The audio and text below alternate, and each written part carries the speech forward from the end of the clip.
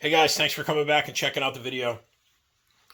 Yesterday when I got home, after a few days of uncertainty and not getting any real clear answers out of the eBay seller, I pulled in the driveway and I was pleasantly surprised to see two huge boxes sitting on the front porch, and I knew it had to be the slot car track and cars that I had been waiting on and talking about in a couple of the previous videos. I got everything in the house, and I was really surprised when I picked up the larger of the two boxes. I couldn't believe how heavy it was. And I got it in the house and I set it down and I looked at the label. It was 29 pounds, that one box. And then the other box, it had a few pieces of the smaller pieces of track, and then the controllers down on this end. Controllers and power packs were in the smaller box. That box weighed 9 pounds, according to the UPS labels on the boxes. And originally, what I thought was that there was a Super International set from AFX, an AFX 24-hour champion set, and then because of the graphics on this section here, and it's got white graphics on it, like a black and white checker pattern, I didn't recognize that as being from AFX. I thought it was Auto World, and when I saw that track and then the Smokey and the Bandit Trans Am and police car, I thought, okay, so I got two AFX sets and an Auto World set, and all the track, the AFX and the Auto World track is compatible, so I was good with that. And when I got the track yesterday, I was laying it all out. There was paperwork inside, and it was indeed the Super International set, the 24-hour champions, and then the other set is the AFX Giant. And that's why I didn't realize how much track there was. The Giant is their biggest set. And so here I am. I built a 36 by 80 table, and I ordered all this track. Basically, I was after the Super International set when I came across this package of all this track and cars. And I was after the Super International set because I knew with that and a few extra pieces I could build the original 4-lane layout that I had here, which was basically the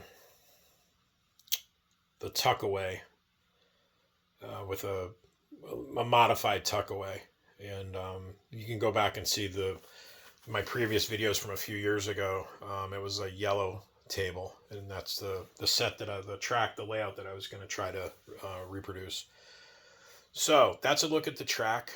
You can see over here there's just a massive amount of 15-inch straights and curved sections and all kinds of stuff. So I could build a pretty cool 4-lane layout on a much larger surface. I'm thinking, should I abandon the door layout and use that for something else? I was thinking of doing a train set for and with my great nephew. May do something like that and build a larger layout, like a 4x10 or a 4x12. I'd have to go get a bunch of 1x pine and plywood and stuff, and I could do that. I've done a lot of bench work in the past, so I like doing it. It's just right now, I guess the only thing that would keep me from doing that is the cost of lumber has just been ridiculous. So I'm going to go to Home Depot. I need some other things for projects around the house for this weekend, and I'll price out the lumber, and that'll be a determining factor in whether I'm going to go larger and take advantage of all this track or just stick with the 36 by 80. Let me know what you think. Would you like to see the 36 by 80? Do you think I should go bigger? What would you do in my situation? I really didn't expect to have all this track. I don't want to just throw the track and set it in a bin, tote or something and stick it in the storage. I'd rather take advantage of the track or just take what I need and sell the rest of the track. I'm really just kind of stuck at this point. So I'll give that some thought. You give it some thought and let me know what you think in the comments down below. Let's go over and take a look at the cars. All right, so here's a quick look at the cars. We've got the F1 cars that came in a 2-pack, and everything here is in beautiful condition. I had originally asked the seller, after I pulled the trigger and paid for everything, I said, is there anything that I should buy or have on hand when the cars get here? Pickup shoes, tires, anything like that? And he said, no. He goes, everything's in like new, to excellent condition. Everything runs perfect. You'll be very pleased, I think is the way he put it. And he nailed it. I am very pleased. All these cars, can you see that? Look at the pickup shoes and the tires, and like these cars, I don't think these cars have been on the track.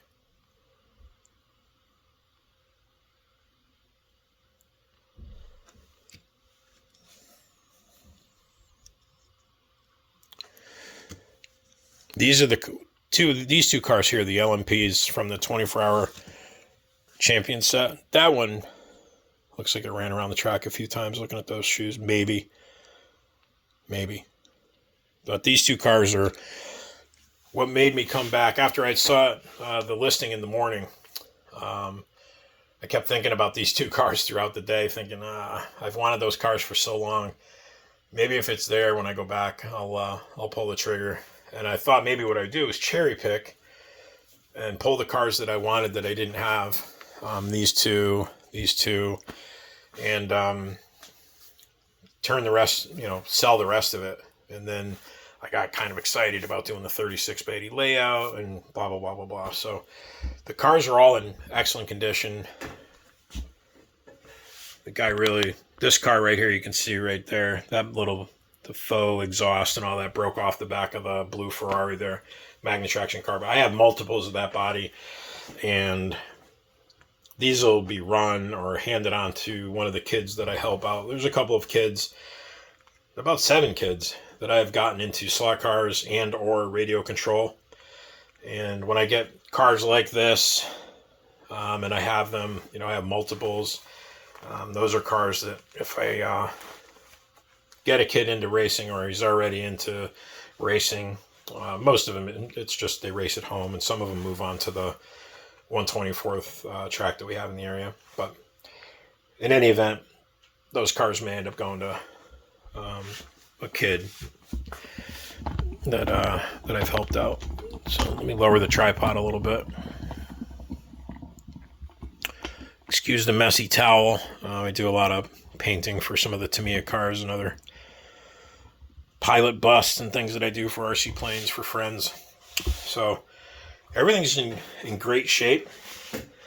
When I tested this Auto World Beetle, I couldn't believe how lousy it sounded. It sounds terrible. And is that the way they come out of the package? Is that a fluke, or is that the norm? If I had bought that car and brought it home and put it on my track, I would give it away or take it right back to the store and try another one. But so let me know about the Auto World cars. Do they always sound like crap? Yeah, so I was real happy with the condition of the LMP cars from the 24-hour, the second 24-hour champion set. The detail on these cars is incredible.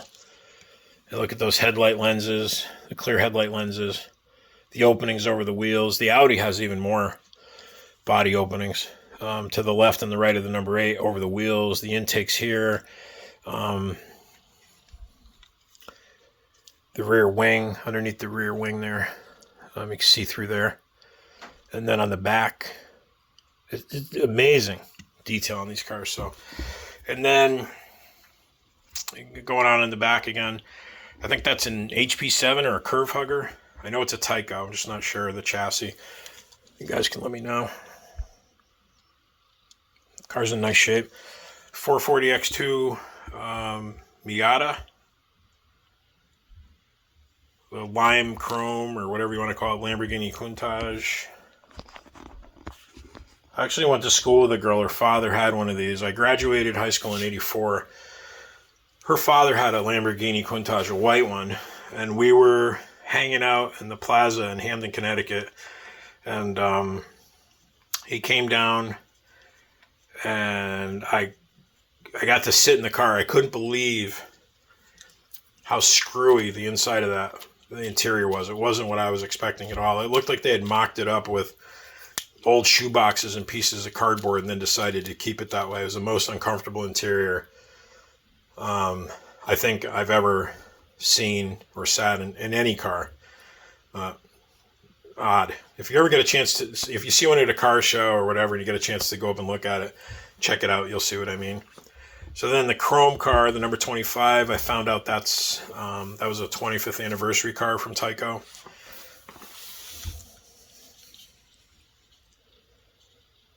It's in nice shape.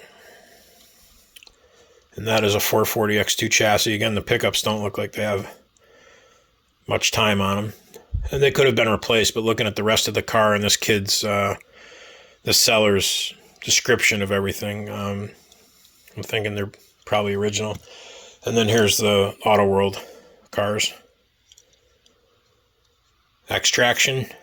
It's like a magnet traction car with an extra little traction magnet in the back there. They just don't sound as bad as the Beetle, but they don't sound as good as a magnet traction car. Like these older magnet traction cars here, they sound nice and smooth, unlike the Auto World cars.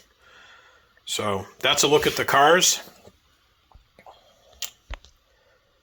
I got 6 nice F1 cars between the cars from the Super International set and the 2-pack.